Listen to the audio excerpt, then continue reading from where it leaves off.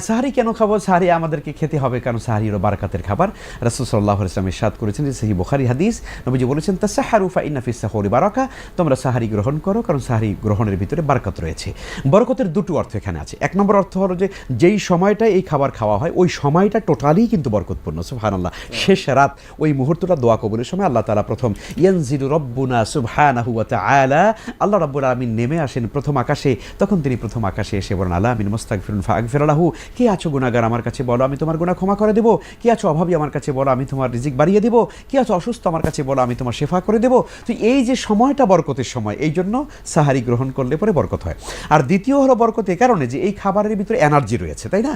আপনি যখন সাহারিটা গ্রহণ করবেন সারাদিন সিয়াম পালন করার ক্ষেত্রে এই খাবারটা আপনার জন্য এনার্জি হিসাবে দেবে, যেটাকে ইসলাম বরকত বলেছে। কাজেই এটা বরকতের খাবার, অতএব এটা আমরা বিনা কারণে এই খাবার আমরা অ্যাভয়েড করব না, এটা সুন্নাত হিসাবে আমরা গ্রহণ করবো ইনশাআল্লাহ।